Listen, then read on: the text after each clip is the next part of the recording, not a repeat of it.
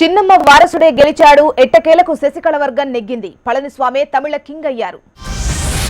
తమిళనాడు అసెంబ్లీలో కొత్త సీఎం తన బలాన్ని నిరూపించుకున్నారు. ఎంతో ఉత్కంఠ మధ్య తమిళనాడు అసెంబ్లీలో జరిగిన బల పరీక్షలో చిన్నమ్మ వారసుడు ఘన విజయం సాధించారు. విశ్వాస పరీక్షలో పళనిస్వామికి అనుకూలంగా 122 ఓట్లు, వ్యతిరేకంగా 11 ఓట్లు వచ్చాయి. హైడ్రామా మధ్య జరిగిన ఓటింగ్లో పళనిస్వామి నెగ్గినట్లు స్పీకర్ ధన్పాల్ ప్రకటించారు. మధ్యాహ్నం 3 గంటల తర్వాత జరిగిన ఓటింగ్లో కాంగ్రెస్, ముస్లిం లీగ్ సభ్యులు పాల్గొనలేదు. 2 పార్టీల ఎమ్మెల్యేలు సభ నుంచి వాకౌట్ చేశారు. కేవలం అన్నాడీఎంకేలోని 2 వర్గాలు మాత్రమే ఓటింగ్లో పాల్గొన్నాయి. రహస్య ఓటింగ్ నిర్వహించకూడదన్న స్పీకర్ నిర్ణయం పళనిస్వామికి కలిసొచ్చింది. అసెంబ్లీలో డీఎంకే తీరుపై తమిళనాడు సీఎం పళనిస్వామి ఆగ్రహం వ్యక్తం చేశారు. బల నిరూపణ సమయంలో సభలో విపక్షాల ప్రవర్తన బాధాకరమన్నారు. పళనిస్వామి గెలవడంతో శశికళ వర్గీయుల్లో సంబరాలు మిన్నంటాయి. అమ్మ గెలిచిందంటూ సంతోషం వ్యక్తం చేశారు. అమ్మ సమాధి వద్ద నివాళులర్పించారు. విశ్వాస పరీక్షలో పళనిస్వామి నెగ్గడంతో పన్నీర్ వర్గం షాక్కు గురైంది. స్పీకర్ నిర్ణయం అప్రజాస్వామికమని పన్నీర్ విమర్శించారు. రహస్య ఓటింగ్ నిర్వహించకుండా స్పీకర్ శశికళ వర్గానికి అనుకూలంగా వ్యవహరించారని పన్నీర్ సెల్వం మండిపడ్డారు. అసెంబ్లీలో ఉదయం ఓటింగ్ జరిగింది. అయితే ఓట్లు లెక్కిస్తున్నప్పుడు ప్రతిపక్ష సభ్యుల ఆందోళనతో సభ వాయిదా పడింది. రహస్య ఓటింగ్ కు డిమాండ్ చేస్తూ పన్నీర్ సెల్వం వర్గంతో పాటు డీఎంకే సభ్యులు నినాదాలు చేశారు. ప్రతిపక్ష సభ్యులతో పాటు పన్నీర్ వర్గం ఎమ్మెల్యేలు కూడా స్పీకర్ పొడియం వద్దకు దూసుకుపోయి నిరసన తెలిపారు. స్పీకర్ పొడియం ముందు ఉన్న టేబుల్స్ తో పాటు కుర్చీలను కూడా విరగ్గొట్టారు. దీంతో కౌంటింగ్ ప్రక్రియకు తీవ్ర అంతరాయం ఏర్పడింది. స్పీకర్ మైకును విరగ్గొట్టి అసెంబ్లీలో వీరంగం సృష్టించారు డీఎంకే ఎమ్మెల్యేలు. అసెంబ్లీలో గందరగోళం నెలకొనడంతో స్పీకర్ సభను 1 గంటకు వాయిదా వేశారు. వాయిదా అనంతరం ప్రారంభమైన సభలో అదే తీరు కొనసాగింది. సభ్యులు ఏకంగా స్పీకర్ చైర్లోనే కూర్చున్నారు. తమిళనాడు అసెంబ్లీలో విశ్వాస తీర్మానాన్ని పళనిస్వామి ప్రవేశపెట్టడంతో ఈ తీర్మానంపై ఓటింగ్ ప్రక్రియను నిర్వహించారు. ఉదయం నుంచి తమిళనాట రాజకీయాల్లో ఉత్కంఠ కొనసాగింది. ఉదయం గోల్డెన్ బేర్ రిసార్ట్ నుంచి 35 వాహనాల్లో పళనిస్వామి వర్గానికి చెందిన ఎమ్మెల్యేలు అసెంబ్లీకి బయలుదేరారు. ఎమ్మెల్యేలు మార్గమధ్యంలో ఎక్కడ జంప్ అవుతారో అని పళనిస్వామి భారీ భద్రత ఏర్పాటు చేశారు. ఎమ్మెల్యేలను గ్రూపులుగా విభజించి ఒక్కో గ్రూప్ బాధ్యతను ఒక్కో మంత్రికి అప్పగించారు సీఎం పళనిస్వామి. 11 మంది పన్నీర్ వర్గీయులపై అనర్హత వేటు పడింది. పార్టీ విప్ ను ధిక్కరించిన ఎమ్మెల్యేలపై అన్నాడీఎంకే కొరడా జులిపించింది. స్టాలిన్ అసెంబ్లీ నుంచి నేరుగా రాజ్భవన్ కు వెళ్లారు. శాసనసభలో బల పరీక్ష జరిగిన తీరు, స్పీకర్ ధన్పాల్ వ్యవహార సరళిపై గవర్నర్ విద్యాసాగర్ రావుకు ఫిర్యాదు చేశారు. స్పీకర్ వ్యవహార శైలి బాగోలేదని, రహస్య ఓటింగ్ కు అనుమతి ఇవ్వాలని అడిగితే తమను తిట్టి కొట్టి బలవంతంగా సభ నుంచి గెంటేశారని గవర్నర్ దగ్గర వాపోయారు స్టాలిన్. స్టాలిన్ దీక్షాస్త్రం ప్రయోగించారు. అసెంబ్లీలో బల పరీక్ష జరిగిన తీరును వ్యతిరేకిస్తూ మెరీనా బీచ్లోని గాంధీ విగ్రహం దగ్గర నిరాహార దీక్షకు దిగారు.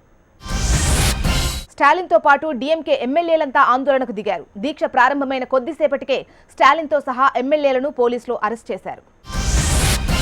అసెంబ్లీలో నుంచి గుండీలు లేని చొక్కాతో బయటకు వచ్చిన స్టాలిన్ స్పీకర్ తీరుపై ఆగ్రహం వ్యక్తం చేశారు. అసెంబ్లీలో న్యాయానికి అన్యాయం జరిగిందని స్టాలిన్ వ్యాఖ్యానించారు. పోలీసులు అసెంబ్లీలో డీఎంకే సభ్యుల దగ్గరకు వచ్చి కొడుతూ బలవంతంగా గెంటేశారని, ఆ సమయంలో తనను కొట్టారని స్టాలిన్ వాపోయారు. అసెంబ్లీలో విధ్వంసం సృష్టించిన విపక్ష ఎమ్మెల్యేలపై తమిళనాడు స్పీకర్ ధన్పాల్ ఫైర్ అయ్యారు. తన అధికారాలను ప్రశ్నించొద్దని పన్నీర్ స్టాలిన్ పై మండిపడ్డారు. 1917లో ప్రారంభమైన ఉస్మానియా యూనివర్సిటీ ఈ ఏడాదితో 100 ఏళ్లు పూర్తి చేసుకుంటోంది. ఉత్సవాలకు రాష్ట్రపతి ప్రణబ్ ముఖర్జీ హాజరు కానున్నారు. వ్యవసాయ శాఖపై ఏపీ సీఎం చంద్రబాబు సమీక్ష నిర్వహించారు. పండ్ల తోటల సాగును ప్రోత్సహించాలని అధికారులను ఆదేశించారు. వ్యవసాయ శాఖపై ఏపీ సీఎం చంద్రబాబు సమీక్ష నిర్వహించారు. పండ్ల తోటల సాగును ప్రోత్సహించాలని అధికారులను ఆదేశించారు. వ్యవసాయంలో సంక్షోభాన్ని అధిగమిస్తే ఇక ఏ సంక్షోభం మన దరికి చేరదన్నారు ఏపీ సీఎం. టీడీపీ గూటికి మరో కాంగ్రెస్ ఎమ్మెల్సీ చేరారు. గుంటూరుకు చెందిన కాంగ్రెస్ ఎమ్మెల్సీ మహమ్మద్ జానీ చంద్రబాబు సమక్షంలో టీడీపీలో చేరారు. జానీకి పార్టీ కండువా కప్పి పార్టీలోకి ఆహ్వానించారు చంద్రబాబు. ఎమ్మెల్సీ ఎన్నికల్లోనూ తామే విజయం సాధిస్తామన్నారు మంత్రి హరీష్ రావు. ప్రజలకు తమ ప్రభుత్వంపై పూర్తి విశ్వాసం ఉందని అన్నారు.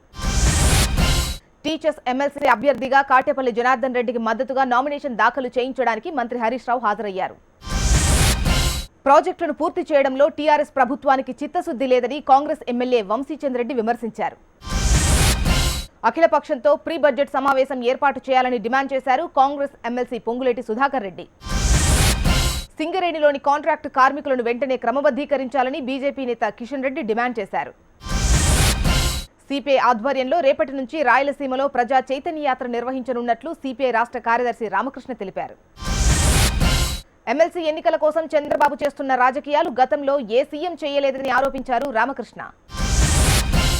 ఈ నెల 22న నిర్వహించనున్న నిరుద్యోగ ర్యాలీని శాంతియుతంగా నిర్వహిస్తామన్నారు టీజేఏసీ చైర్మన్ కోదండరాం. నిరుద్యోగ ర్యాలీకి ఇప్పటి వరకు పోలీసుల అనుమతి రాలేదన్నారు Kodandaram. TJAC chairman professor Kodandaram చేపట్టిన నిరుద్యోగ నిరసన ర్యాలీకి సిపిఐ రాష్ట్ర కార్యదర్శి చాడ వెంకటరెడ్డి మద్దతు తెలిపారు. తెలంగాణలోని ప్రభుత్వ ఆసుపత్రుల్లో వైద్యం పడకేయడంతో పేద ప్రజలు ప్రాణాలు కోల్పోతున్నారని టీడీపీ రాష్ట్ర అధ్యక్షుడు రమణ ఆరోపించారు. విజయవాడ నగరపాలక సంస్థ బడ్జెట్ సమావేశంలో వైసీపీ, టీడీపీ కార్పొరేటర్లు వ్యక్తిగత దూషణలకు దిగడంతో సభ రసాభాసగా మారింది.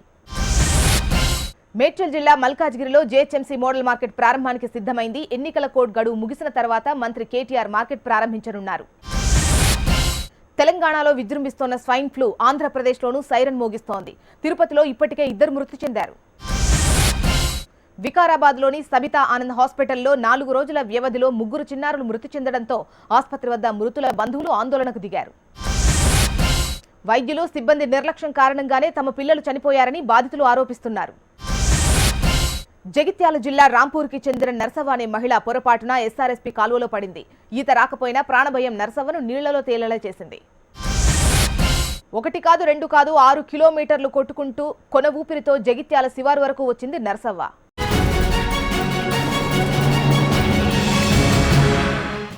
యూపీ సీఎం అఖిలేష్ పై బీజేపీ జాతీయ అధ్యక్షుడు అమిత్ షా తీవ్ర స్థాయిలో విరుచుకుపడ్డారు.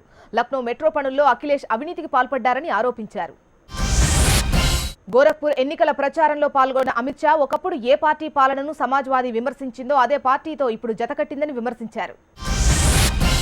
పశ్చిమ బెంగాల్ ముఖ్యమంత్రి మమతా బెనర్జీ మరోసారి ప్రధాని మోడీపై మండిపడ్డారు.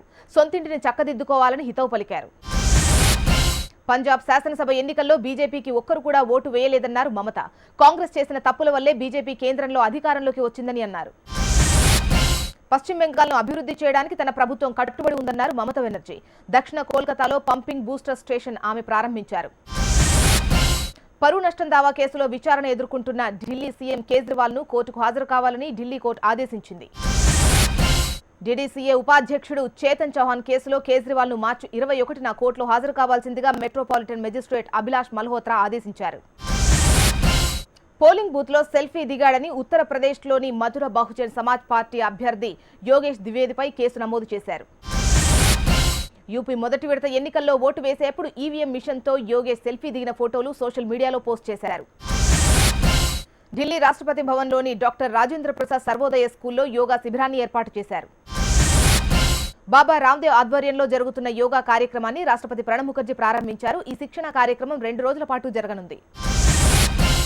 కేంద్ర ప్రభుత్వం అందిస్తున్న ఉపకార వేతనాలు అందుకోవాలంటే ఇకపై ఆధార్ గుర్తింపు తప్పనిసరిగా ఉండాల్సిందే అని కేంద్ర మానవ వనరుల శాఖ వెల్లడించింది. ఇప్పటికే స్కాలర్షిప్లు పొందుతున్న వారు జూన్ 30 నాటికి ఆధార్ కార్డుకు దరఖాస్తు చేసుకోవాలని సూచించారు. నీట్ 2017 పరీక్షను ఉర్దూ మీడియంలోనూ నిర్వహించాలని కోరుతూ స్టూడెంట్ ఇస్లామిక్ ఆర్గనైజేషన్ సుప్రీంకోర్టులో పిటిషన్ దాఖలు చేసింది. అసోం రాజధాని గువాహటిలో అస్కోసాన్ 2017 ఉత్సవాలు ప్రారంభమయ్యాయి. శిల్పకళలు అద్భుతంగా ఆకట్టుకుంటున్నాయి. హిందూ వివాహ బిల్లుకు పాకిస్తాన్ పెద్దల సభ ఆమోదం తెలిపింది. దీంతో పాకిస్తాన్లో ఉన్న హిందువులకు ప్రత్యేక వివాహ చట్టం ఇక నుంచి అధికారికంగా వర్తిస్తుంది. గతేడాది సెప్టెంబర్ 26న ఈ బిల్లుకు జాతీయ అసెంబ్లీలో ఆమోదం దక్కింది. ప్రెసిడెంట్ ఆమోదం పొందిన తర్వాత ఈ బిల్లు చట్టంగా మారుతుంది.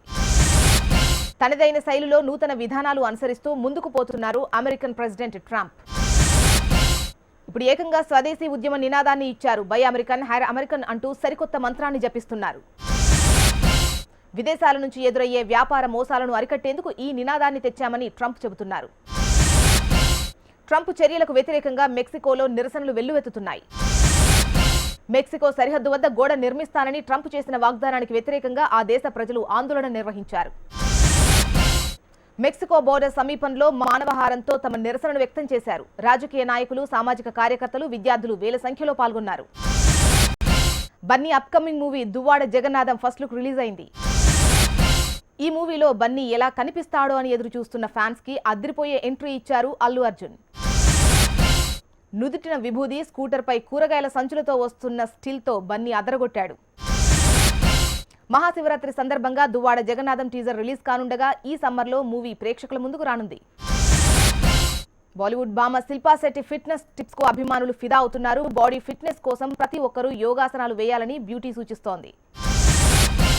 శిల్పా శెట్టి ఉంచిన వీడియో యూట్యూబ్ లో టాప్ ట్రేడింగ్ అవుతోంది. వార్మప్ టిప్స్ కు లక్షల్లో వ్యూస్ వచ్చాయి. హీరో సైఫ్ అలీ ఖాన్ కుమార్తె సారా అలీ ఖాన్ త్వరలో వెండి తెరపై మెరిసేందుకు సిద్ధమవుతోంది. స్టూడెంట్ ఆఫ్ ద ఇయర్ చిత్రానికి సీక్వెల్ రానున్న మూవీలో టైగర్ ష్రాఫ్ సరసన సారా నటించనుంది.